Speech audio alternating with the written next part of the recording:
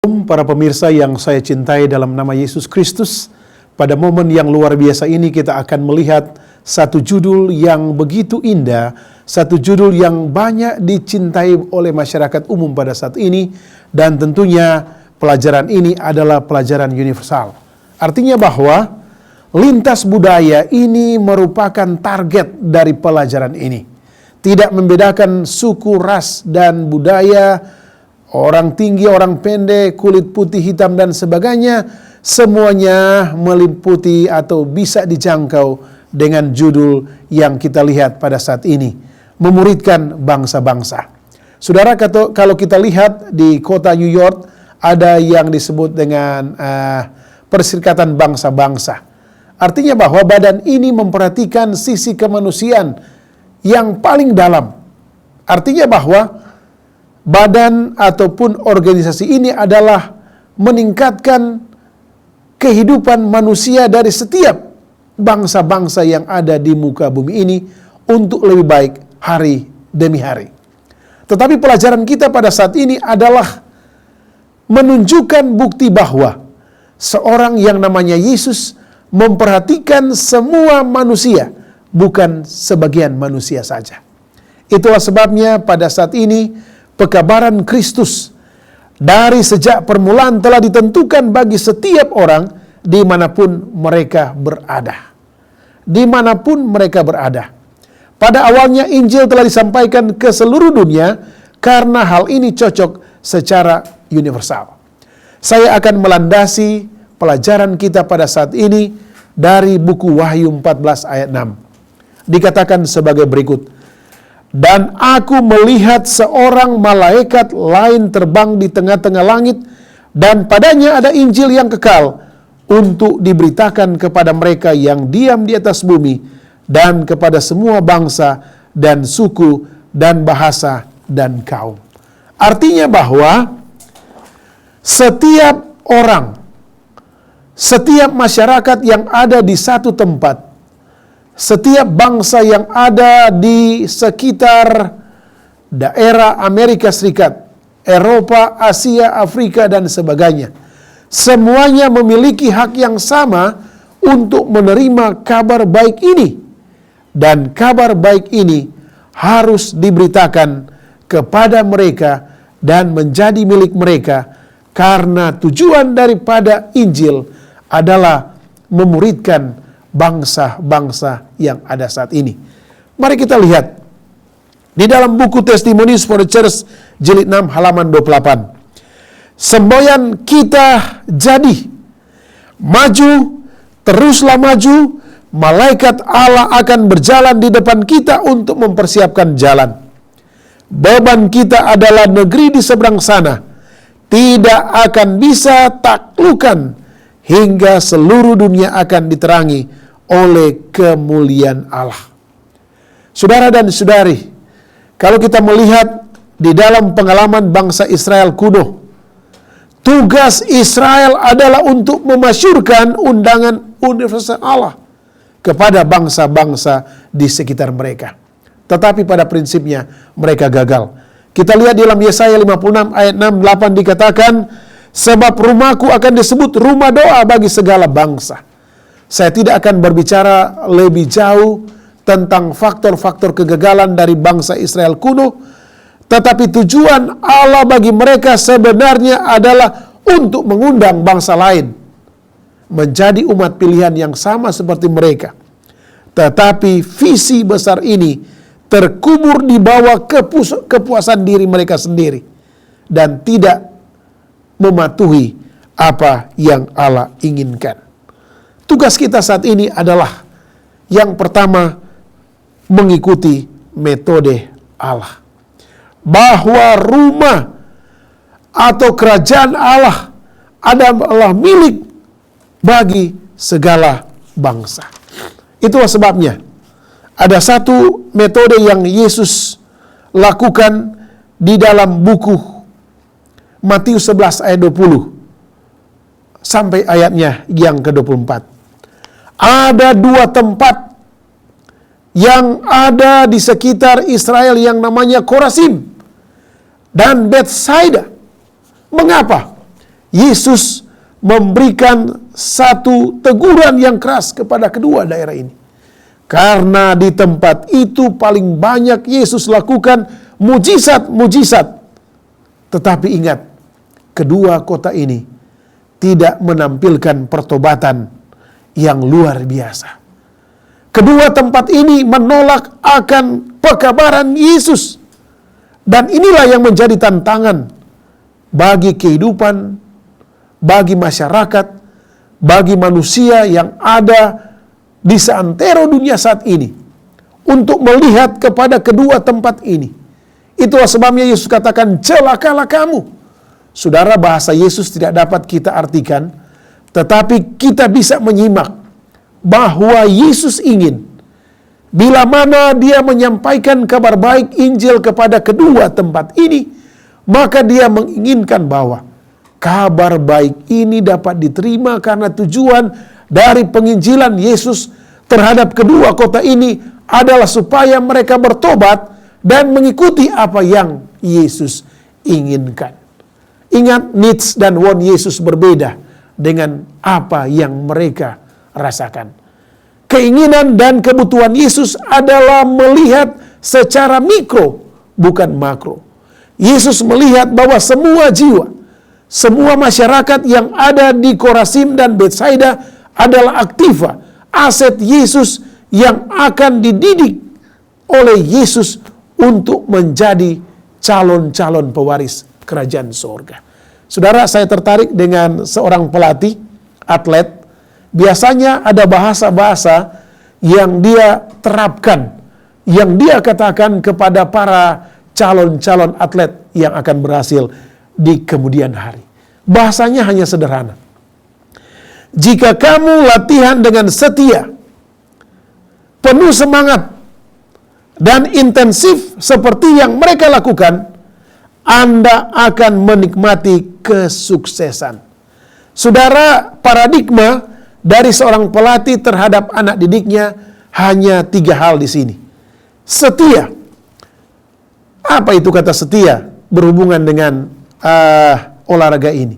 Artinya bahwa setiap peraturan, setiap instruksi, setiap kalimat, setiap kata-kata pedoman yang dikeluarkan oleh pelatih ini ada baiknya diserap, diambil, dilihat, dan dipraktekkan oleh para calon-calon atletik ini. Bahasa negatifnya adalah bila mereka mengabaikan kesetiaan ini dengan karakteristik tadi, maka mereka akan gagal. Yang kedua, penuh semangat. Saudara, semangat ini sangat penting. Mengapa? Karena kalau seorang pelatih ini mendidik mereka, dia kadang-kadang memberikan mereka apa? Makanan yang segar, yang enak, yang bervitamin, dan membuat mereka semangat. Tetapi pada saat mereka diajak untuk melakukan satu pertandingan dalam contoh-contoh latihan, mereka dibuat satu target, dibuat satu inisiatif bahwa mereka harus mencapai tujuan ke depan dengan catatan sebagai berikut dan selanjutnya. Dan yang terakhir, tujuan dari pelatih ini adalah kesuksesan. Bagaimana dia melatih 10 atau 20 atau 50 orang, bahkan 100 orang, tujuannya adalah setiap orang ditargetkan untuk mencapai satu medali yang dia inginkan. Saudara dan saudari, para pemirsa yang saya kasih dalam Yesus Kristus, dalam cara yang sama, dalam konsep yang sama, Yesus menginginkan umatnya untuk membagikan keselamatan sebagaimana beberapa orang bukan Yahudi sudah lakukan. Saudara dan saudari, tidak dapat disangkal bahwa firman-Nya telah mempermalukan beberapa orang karena Yesus mengkhotbahkan sesuatu yang tidak ingin mereka dengar. Namun beberapa dari kebenaran ini sudah mereka ketahui dan pahami. Pertanyaan, bagaimana dengan kita? Sederhana. Saya dan saudari mau menjadi sukses di dalam penginjilan kepada orang-orang yang banyak, orang yang ada di sekitar kita, ataupun menjadi misionaris di tempat yang lain. Karena tujuan Yesus adalah kesuksesan yang tidak dapat dibuat oleh manusia biasa. Bukan sebagai seorang pelatih atletik, tetapi Yesus mau supaya kita penuh semangat, setia dengan ajaran-ajaran firman Allah.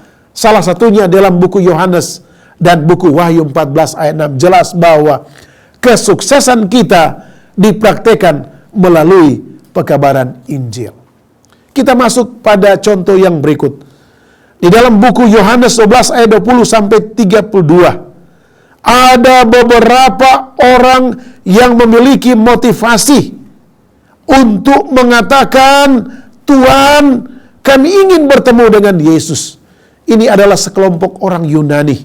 Saya tidak melihat apakah mereka percaya kepada Yesus, mereka percaya kepada Baal, mereka percaya kepada benda-benda yang lain. Tetapi bahasa inilah yang sangat disukai oleh Yesus. Tuhan atau murid atau kawan, kami ingin bertemu dengan Yesus. Bisakah saudara mengantar saya kepada Yesus? Saudara, pelajaran yang indah di sini dikatakan bahwa barang siapa baik Yahudi, Yunani ingin mengikuti Allah, bisa, tetapi itu membutuhkan kos, biaya.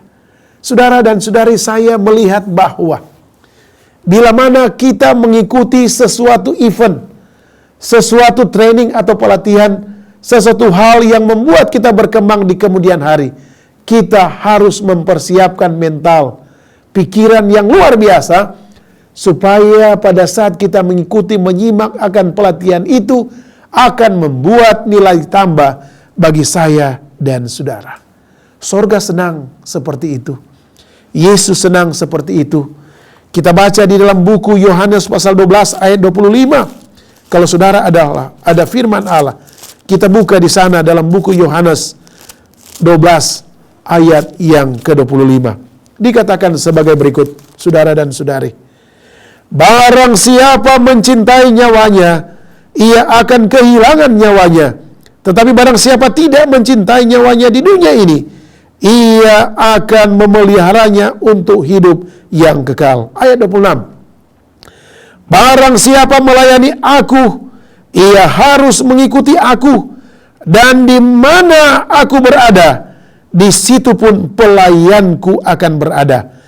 Barang siapa melayani aku, ia akan dihormati oleh apa?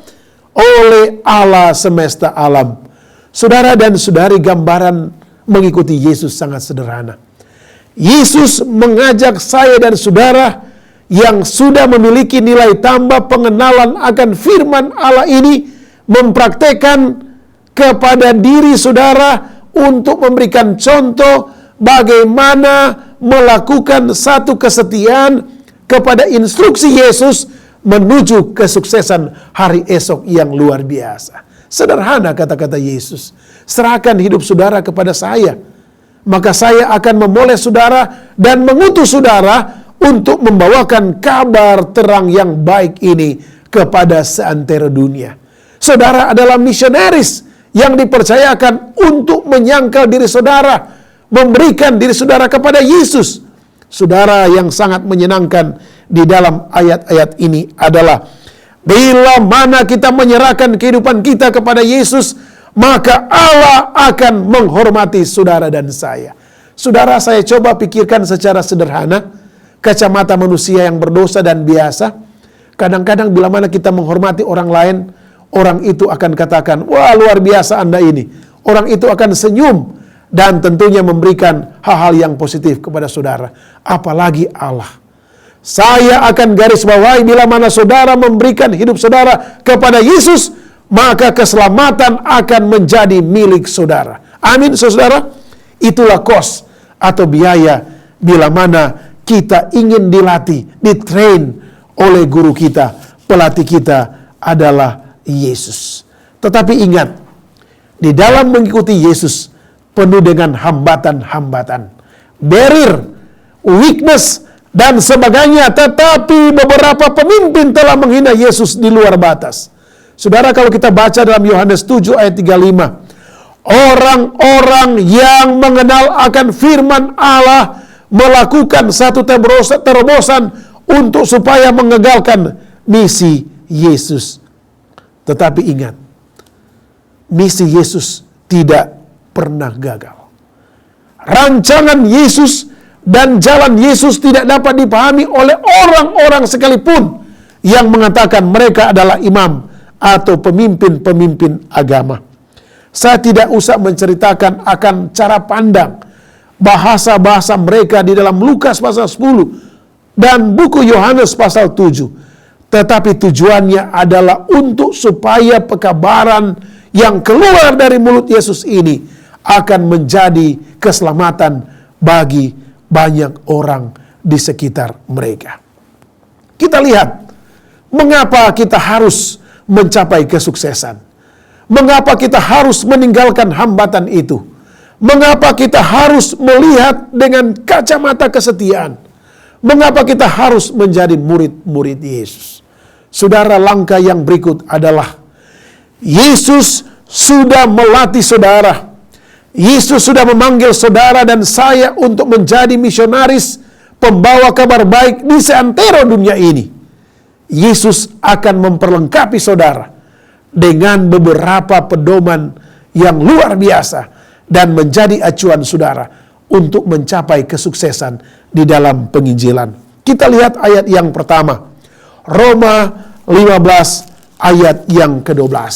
Saudara dan saudara, kalau saudara punya Alkitab, saudara buka sebentar malam, catat dulu, baru saudara baca sebelum saudara tidur.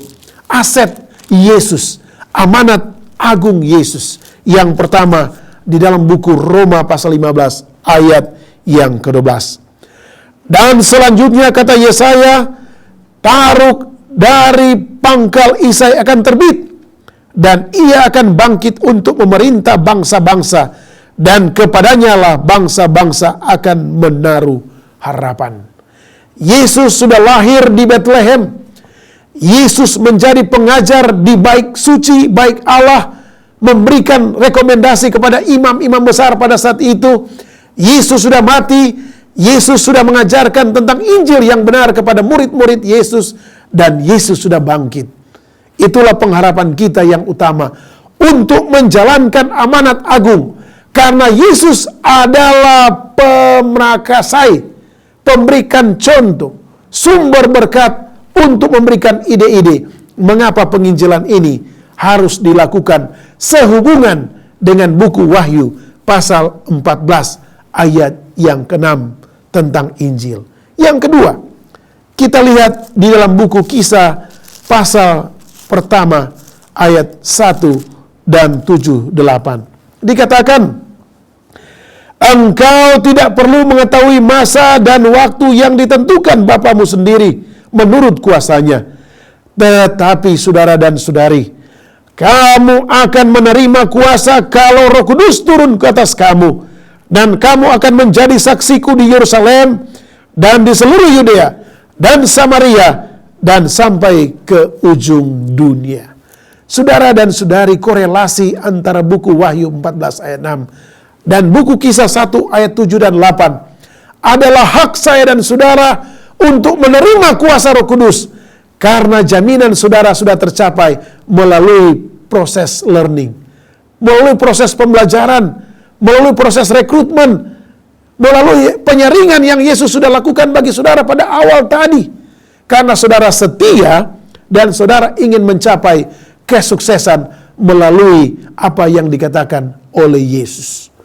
Tugas saya dan saudara adalah mengambil pedoman Yesus, mengambil amanat dari firman Allah yang mengatakan bahwa Injil ini dipercayakan oleh Yesus kepada saudara untuk saudara kabarkan. Ingat, kesuksesan satu adalah Allah menghormati saudara bila mana saudara membawakan kabar baik. Tentunya saudara akan bertanya, apakah itu pelajaran dari sekte ABCD? Tidak ada satu sekte yang menyelamatkan saudara. Tetapi firman Allah yang memberikan kepada satu gereja yang benar untuk membawakan kabar baik itu, dan saudara juga memiliki tanggung jawab yang sama. Cuma satu hal, saudara tidak boleh merintangi akan pekabaran yang Yesus inginkan. Bila mana saudara ingin menjadi murid Yesus, saudara harus mengikuti apa kata firman, bukan apa kata sekte ABCD dan sebagainya. Ingat, Bila mana saudara mengutamakan Allah, maka Allah akan menghormati saudara. Ayat yang ketiga sebagai amanat agung. Yohanes 11 ayat yang ke-52. Yohanes 11 ayat yang ke-52 menyatakan sebagai berikut. Dan bukan untuk bangsa itu saja, tetapi juga untuk mengumpulkan dan mempersatukan anak-anak Allah yang tercerai-berai. Tercerai-berai di sini adalah mungkin saat ini sudah ada di Argentina, sudah ada di Roma, sudah ada di Ghana, Ethiopia, ada di Medan, ada di Manado, ada di Ambon, ada di kota-kota besar di dunia lainnya, Rio de Janeiro, atau di Brasil, ada di New York dan sebagainya. Semua orang yang tinggal di kota-kota tersebut menjadi tujuan target market ya, dalam istilah pemasaran, sasaran Yesus untuk diselamatkan bila mana Yesus datang kedua kali.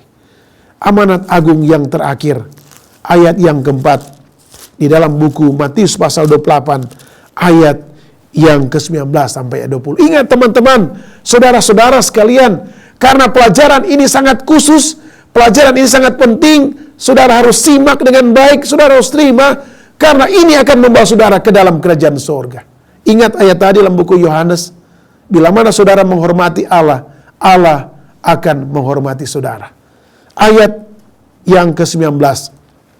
Karena itu pergilah, jadikanlah semua bangsa muridku dan baptislah mereka dalam nama Bapa dan Anak dan Roh Kudus, dan ajarlah mereka melakukan segala sesuatu yang telah kuperintahkan kepadamu, dan ketahuilah, aku menyertai kamu senantiasa sampai kepada akhir zaman. Saudara adalah atlet-atlet modern. Saudara adalah sudah melalui proses screening, proses rekrutmen, proses pelatihan yang luar biasa. Dan tujuan saudara sekarang ini adalah kesuksesan untuk membawakan kabar baik. Ingat, kesuksesan yang saya tantang di sini adalah bukan untuk mencapai harta dunia, untuk mencapai sesuatu yang saudara banggakan, tetapi untuk menyenangkan hati Allah melalui pekabaran kepada seantero dunia di mana saudara berada. Mungkin di siklus pedesaan, siklus RT, siklus kelurahan, kecamatan, kabupaten, provinsi Sulawesi Utara, atau DKI Jakarta, atau di Madrid sana, ataupun di Roma, ataupun di Italia sana, ataupun di Belanda, Netherlands, ataupun di Bolau Mongondo, ataupun dekat Gunung Sinabung sana, yang sementara memiliki masalah alam yang tidak bersahabat. Kita semua harus mau menerima kabar baik, dan kita semua ditantang untuk menjadi murid-murid Yesus di dalam membawakan kabar baik. Timbul 4 pertanyaan bagi saya dan saudara. Siapakah yang mau menyerahkan dirinya sebagai saluran berkat Allah? Siapa yang mau menerima saluran berkat Allah untuk melakukan konsep penginjilan? Yang kedua, siapa yang mau bergabung untuk menjungkir balik penghalang ras, suku, dan bahasa yang menghambat perkembangan Injil? Siapa yang mau mengosongkan dompetnya? Saudara, saya tidak bahas lebih jauh. Siapa yang mau mengorbankan kesenangan dunia dan hubungan keluarga untuk memajukan pekerjaan sorga ini? Jawabannya adalah keberhasilan misionaris kita sepenuhnya bergantung kepada usaha penyangkalan diri dan pengorbanan diri. Dalam buku Testimonies for the Church, jilid 6, halaman 28. Ribuan telah dibawa kepada pengetahuan akan kebenaran seperti yang ada pada Yesus. Mereka telah dipenuhi dengan iman yang bekerja dengan kasih dan memurnikan jiwa. Iman yang kasih dan memurnikan jiwa. Saya sering membaca buku bagaimana emas itu dimurnikan menjadi emas yang tulen. Saudara sementara dimurnikan dengan kasih Allah, jubah kebenaran Yesus. Karena jubah kebenaran Yesus itu akan berlaku kepada orang-orang yang setia, yang mau mengikuti pedoman, dan Yesus akan membuat saya dan saudara sukses. Saudara, di dalam buku Testimonies for the Church, jilid 6, halaman 427 dikatakan, apapun panggilan kita, ingat, apapun panggilan kita, saudara dan saudari yang saya cintai, sebagai orang Kristen atau pengikut Yesus, kita memiliki pekerjaan untuk dilakukan dalam membuat Yesus dikenal oleh dunia. Apa dikatakan di sini? Sebagai orang-orang yang mengenal Yesus, kita memiliki pekerjaan untuk dilakukan dalam membuat Yesus dikenal oleh dunia. Dikenal oleh dunia, saudara. Dikenal oleh dunia. Bagaimana Yesus dikenal oleh dunia? Tugas saya dan saudara. Saudara, maukah saudara menerima tantangan ini? Ingat, undangan ini diundang oleh Allah sebagai pencipta kita. Undangan ini diberikan oleh Yesus yang sudah mati dan bangkit untuk saya dan saudara. Saya ingin menutup pekabaran pada saat ini dengan membaca lagi Yohanes pasal 12 ayat yang ke-25. Saudara dan saudari, Yohanes pasal 12 ayat yang ke-25 dikatakan sebagai berikut. Barang siapa mencintai nyawanya, ia akan kehilangan nyawanya. Tetapi barang siapa tidak mencintai nyawanya di dunia ini, ia akan memeliharanya untuk hidup yang kekal. Barang siapa melayani aku, ia akan dihormati oleh Allah. Saudara dan saudari, betapa indahnya momentum pekabaran pada saat ini bagi saya dan saudara untuk memuridkan bangsa-bangsa. Karena di sini jelas janji, upah, kesuksesan kita, guru kita, guru yang maha guru, master adalah Yesus Kristus. Pelajaran ini berhubungan dengan kematian dan keselamatan. Bila mana saudara mau menjalankan misi Yesus ini, berarti saudara sudah bersama dengan Yesus di dalam kerajaan sorga. Ingat alinea yang terakhir, bila mana saudara menghormati Allah, melayani Allah, Allah akan menghormati saudara. Kiranya kuasa Roh Kudus akan membuat hati saya dan saudara untuk tetap konsisten di dalam membawakan warta keselamatan ini kepada dunia sekitar saudara dan dunia yang lain melalui pekabaran-pekabaran yang canggih saat ini dan alat-alat yang canggih saat ini, khususnya membuat Injil ini mudah dimengerti bagi orang-orang yang belum mengetahui tentang Yesus sebenarnya.